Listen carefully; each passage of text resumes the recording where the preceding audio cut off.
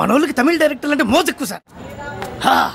ఈ రోజు నుంచి నా పేరు సత్యబాబు కాదు, సెందిల్ అనే ఒక టీ కుడింగే. నేనైతే కూలీని తెలుగులో చూడడం జరిగిందనమాట. కూలీ ఎలా ఉందో స్ట్రైట్ టు ద పాయింట్ చెప్పాలంటే సినిమా థియేటర్కి ఫుల్ ఎక్స్పెక్టేషన్స్తో ఎలా అంటే ప్రతి లాంగ్వేజ్ నుంచి ఒక్కొక్కరు ఉన్నారు. ఎస్పెషల్ నాగార్జున ఉన్నారు. లైఫ్లో ఒక క్లాసిక్స్ సినిమాలన్నీ చేసి ఫస్ట్ టైం విలన్గా రాబోతున్నాను, ఎంత ఈవిల్గా ఎంత రూత్లెస్గా ఉంటుంది అని నేను కొంచెం I was just craving for him అనమాట. కూర్చున్నా చూద్దామని ఫస్ట్ 10-15 minutes అదేదో పీజీలో సీన్లు అవి ఇవి ఆ సాంగ్ అవన్నీ నార్మల్ అన్నీ ఇంతకుముందు కూడా రజనీకాంత్ వార్డన్ లాగా చేసి ఈ టైప్ ఆఫ్ అన్ని చూసేసాం. మళ్ళీ అది ఉంది కదా అనిరుద్ధి మ్యూజిక్ ఉంది కాబట్టి ఏదో అలా వర్కౌట్ అయింది. ఒక 10-15 minutes అయిపోయింది అనమాట. ఆ తర్వాత మెల్లగా స్టోరీలోకి ఎంటర్ అవుతాం. కొంచెం బాగానే అనిపించింది. ఓకే సైమన్ క్యారెక్టర్ అవి ఇవి వస్తాయి, కొంచెం స్టోరీలోకి అంతా అల్లుకుంటూ పోతూ ఉంటాం. ఏంటి వాట్ ఈస్ దట్ ఓల్డ్ అని అండర్స్టాండ్ చేసుకునే దాంతో ఆ ఎక్సైట్మెంట్లోనే నాకు ఫస్ట్ హాఫ్ అంతా అయిపోయింది అనమాట. ఈవెన్ రజనీకాంత్ గారు కూడా ఎలివేషన్ ఓ రేంజ్లో ఉంటుంది ఎక్స్పెక్ట్ చేసా, అది అంత లేదు. కాకపోతే నాగార్జున గారికి సపరేట్గా మళ్ళీ డేంజర్ అనే సాంగ్ పెట్టి కొంచెం వైబ్ గిబ్ ఇచ్చారు. కొంచెం బాగానే ఉండింది ఆ వైబ్ వరకు. కానీ అనిరుద్ధ్ అండి ఆయన మనీషాలు అయితే మ్యూజిక్ మిషన్ అర్థం కాదు. ఎక్సలెంట్ మ్యూజిక్ అండి. నేను చెప్పా కదా ఇంతకుముందు వీడియో కూడా చెప్పా, ఏముండదు ఆయన నడుచుకొని వస్తూ ఉంటాడు, ఈయన మ్యూజిక్ ర్యాంప్ పాడిస్తుంటాడు. ఇది ఏం మ్యూజిక్ ఇస్తాడు నాకు అర్థం కాదు, ఆయన సీరియల్ అని మింగేశాడు నాకు అర్థం కాదు. మ్యూజిక్ మాత్రం ఎక్సలెంట్ అండి. ఈవెన్ ఉపేంద్ర గారు వచ్చినప్పుడు కూడా మ్యూజిక్ ఉంటుంది, స్పెషల్ మ్యూజిక్ అదిరిపోద్ది మ్యూజిక్ అయితే. కానీ ఒకటండి పాన్ ఇండియా అంటే ఏమో అందరూ ఓ రేంజ్లో ఉంటారేమో. ఈవెన్ జైలర్లో చూసాం అనమాట. ఎలా అంటే ఇక్కడ శివన్ వచ్చారు, అక్కడ మోహన్ లాల్ వచ్చారు, ఓ రేంజ్ యూనో ఎలివేషన్స్ కానీ ఆ క్యారెక్టర్ ఇంపార్టెన్స్ కానీ ఆ క్యారెక్టర్ వచ్చి యూనో వాళ్ళు చేసే హంగామా కానీ ఎంతో ఉంటుంది. ఆ రేంజ్లో ఉంటుందేమో అని కొంచెం ఎక్స్పెక్ట్ చేస్తాం, అది నార్మలే. కాకపోతే అండి ఇది ప్యూర్ మార్కెటింగ్ గిమిక్ అండి. ఒక్కొక్క లాంగ్వేజ్ ఒక్కొక్క ఫేస్ చూపిద్దామని పెట్టారు, అంతేం లేదు. ఆ క్యారెక్టర్లు ఉన్నా లేకపోయినా పెద్దగా మీకేం ఫరక్ పడదు అనమాట. ఎస్పెషల్ నాగార్జున గారి క్యారెక్టర్ అండి. ఈ సైమన్ క్యారెక్టర్ నాగార్జున గారే చేయలేని లోకేష్ నాగార్జున గారి దగ్గరికి వెళ్ళి స్క్రిప్ట్ని మళ్ళీ రివైజ్ చేసి ఇంత హార్డ్ వర్క్ చేసి ఏం చేశారో నాకు అర్థం కావట్లేదు. ఏముంది ఇది, why is this really special for Nagarjuna garu, ఎందుకు ఏంటి ఏముంది దీంట్లో? అంత ఆ క్యారెక్టర్కి ఏమన్నా ఆర్క్ ఉందా, ఇలా ఉంది దాన్ని ఉందా? ఏం లేదు. స్టైలిష్గా ఉంటాడు, వస్తాడు, అన్నీ చేస్తూ ఉంటాడు. అంటే నాగార్జున గారిని మనం కొత్తగా చూస్తాం కాబట్టి నేను ఎక్సైట్ అయ్యి చూసా. మరి వేరే లాంగ్వేజ్ వాళ్ళకి మనకున్నంత ఎక్సైట్మెంట్ ఉంటుందా అంటే ఉండదు. అదేం అంత లేదు. కాబట్టి నేను ఏదో ఎక్స్పెక్ట్ చేస్తాను ఫైట్స్ ఇంకా ఓ రేంజ్లో ఉంటాయేమో అనుకున్నా. ఇంకొక అతను సౌబిన్ షాయర్ అని మలయాళం యాక్టర్ ఉన్నారు. ఆయనకి ఎంత స్క్రీన్ స్పేస్ ఉందంటే అండి ఆల్మోస్ట్ రజనీకాంత్ గారికి ఎంత ఉందో అంత స్క్రీన్ స్పేస్ ఉంది. స్టార్టింగ్ నుంచి ఎండింగ్ దాకా చూపిస్తారనమాట. నేను చూడలేకపోయాను, నాకు అంత ఎక్కలే. ఇంకా శృతి హాసన్ గారి గురించి వస్తే ఎంత తక్కువ చెప్పుకుంటే అంత మంచిదండి. ఆమె స్క్రీన్ మీద యాక్టింగ్ కన్నా ఆఫ్ స్క్రీన్లో యాక్టింగ్ అనేది ఎక్కువైపోయింది అనమాట. ఈ మధ్య స్టేజ్ మీద సుమా గారు అడుగుతారు ఆన్ టైం గురించి మీరు ఏం తీసుకుంటారు, లైక్ ఎనర్జీ తీసుకుంటారా? నో, అది కూడా నాగార్జున గారిలో ఉంది. ఓకే చరిష్మా తీసుకుంటారు, అది కూడా నాగార్జున గారిలో ఉందని మీకు తెలుసు మాకు తెలుసు. ఆయన నుంచి ఏం తీసుకుంటారో అడిగారు. మీరు ఆ సర్కాజము యాక్టింగ్ అంతా స్క్రీన్ మీద చూపించుంటే ఇంకా బాగుండేది.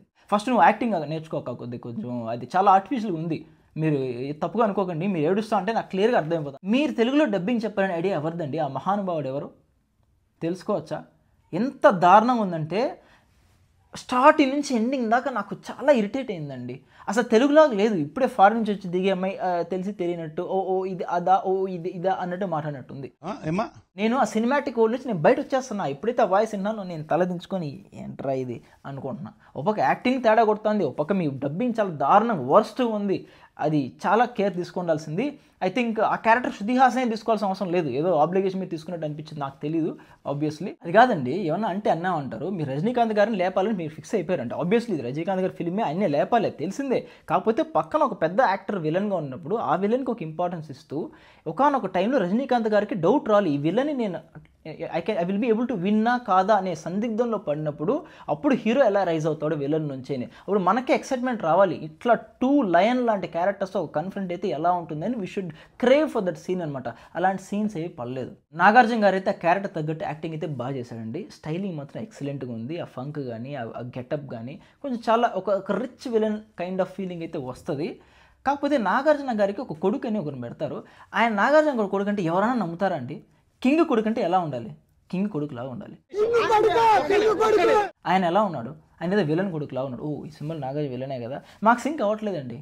ఏం మాత్రం సింక్ అవ్వడంలే. లాస్ట్ నాగార్జున ఫాదర్ మీద కూడా ఏదో డైలాగ్స్ ఉంటాయి. మాకు ఆఫ్ స్క్రీన్ ఇమేజ్ నాగార్జున గారు ఓ రేంజ్లో ఉంటారు.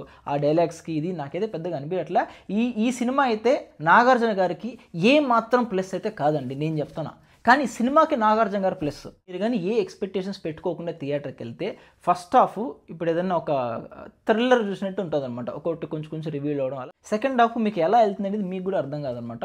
కొద్దిసేపు సెకండ్ హాఫ్ అయిపోయిన తర్వాత ఆలోచిస్తే ఏమో సెకండ్ హాఫ్లో ఏం జరిగింది సినిమా అనుకుంటే అది ఎలా పోయిందో క్లమ్జీగా మీకే అర్థం కాదనమాట. ఆ రేంజ్లో ఉంటుంది. సినిమాటోగ్రఫీ వాస్ గుడ్ అండి. చాలా సీన్స్ మీకు డార్క్లో ఉంటుంది, కానీ మీరు డార్క్లో ఉండి కొంచెం ఇరిటేట్ అయ్యేలాగా ఉండదు, చాలా క్లియర్గానే చూపించారు. స్టోరీ అంత గ్రిప్పింగ్గా లేకపోయినా సీన్స్ అయితే కొంచెం స్టైలిష్గానే తీశారండి. ఆ ఫ్రేమ్స్ కానీ యాంగిల్స్ కానీ కొంచెం స్టైల్ అయితే కనిపించింది. డైరెక్టర్స్ టచ్ అయితే కొద్దిగా ఉంది. కానీ రజనీకాంత్ గారు చెప్పినట్టు లోకేష్ కనగరాజ్ తమిళ్ వాళ్ళ రాజమౌళినా కాదా, మీరేమనుకున్నారో మీరైతే కామెంట్ పెట్టండి. ఒక్కటైతే కన్ఫర్మ్ అండి, నాగార్జున గారు చెప్పినట్టు 1 కూలీ ఈజ్ ఈక్వల్స్ టు 100 భాషాస్ అన్నారు చూసావా, అది ఏ ఊపులో అన్నాడో లేకపోతే ఏమో నాకు తెలియదు, కానీ అంత సీనే లేదండి. కానీ ఈ సినిమాలో ఇంటర్వెల్ బ్యాంగ్ని పెద్ద ఇంట్రెస్టింగ్గా క్రియేట్ చేయడంలో అయితే డైరెక్టర్ సక్సెస్ కాలేదని ఫీల్ అవుతున్నా. ఈవెన్ క్లైమాక్స్ కూడా ఓకే, ఈ క్లైమాక్స్ కోసం మనం వెయిట్ చేసిందని అంత సాటిస్ఫైయింగ్గా ఉండదు. కానీ రజనీకాంత్ గారిని కొంచెం స్టైల్గా రిప్రజెంట్ చేయడం, ఆయన నుంచి కొంచెం హ్యూమర్ డ్రా చేయడం, ఇలాంటి వాటిలో డైరెక్టర్ సక్సెడ్ అనే చెప్పాలండి. అవన్నీ కాదు భయ్యా, వాట్ టూనా కూలీనా స్ట్రైట్గా నాకు ఒకటి చెప్పు అంటే, మీకు కానీ యాక్షన్ ఎపిసోడ్స్ ఇంట్రెస్ట్ ఉంటే డెఫినెట్లీ వాట్ టూ అండి. వాట్ టూ ఫస్ట్ హాఫ్ నేను బీభత్సంగా ఎంజాయ్ చేశాను. Second half was also good. Action episodes అయితే స్టన్నింగ్ ఉన్నాయి. లేదు మాకు యాక్షన్ ఎపిసోడ్స్ కాదు, నాకు స్టోరీనే ఉండాలి, కొంచెం ఈ క్రైమ్ బ్యాక్డ్రాప్లోనే ఎక్కువ తిరగాలనుకుంటే ఇంకా రజనీకాంత్ గారి ఇష్టం ఎలా అనుకుంటే కూలీకి వెళ్ళొచ్చు. నాకైతే పర్సనల్ ప్రిఫరెన్స్ అండి, వార్ 2 ఈజ్ ద ఫస్ట్, కూలీ ఈజ్ ద సెకండ్ అండి. సినిమాలు ఆబ్వియస్లీ కంపేర్ చేయలేం, వెయిట్ స్పెషాలిటీ వాటిదే, కానీ నాకు నచ్చిన వాటిలో ఆర్డర్ అయితే ఫస్ట్ వార్ 2 మళ్ళీ కూలీ అండి. మీరేమనుకుంటున్నారో కొంచెం చూసి కామెంట్లో చెప్పండి. ఒకవేళ మీరు మన ఛానల్కి ఫస్ట్ టైం వస్తున్నట్టయితే ఛానల్ని సబ్స్క్రైబ్ చేసుకొని ఎంకరేజ్ చేయడం మాత్రం మర్చిపోదండి. ఒక లైక్ అనేది మీరు చేస్తే ఛానల్ కొంచెం ఎక్కువ మందికి రీచ్ అయ్యే ఛాన్సెస్ అయితే ఉంటాయి. అలాగే యూట్యూబ్ వాళ్ళు కొత్తగా హైప్ అనే ఆప్షన్ ఎనేబుల్ చేస్తారండి కొంతమంది కాంటెంట్ క్రియేటర్స్కి. మీరు హైప్ చేసి యూట్యూబ్ మన ఛానల్ కొంచెం హైప్ అనేది ఇస్తుంది అనమాట. నెక్స్ట్ టైం మళ్ళీ కలుసుకుందాం. Till then good bye.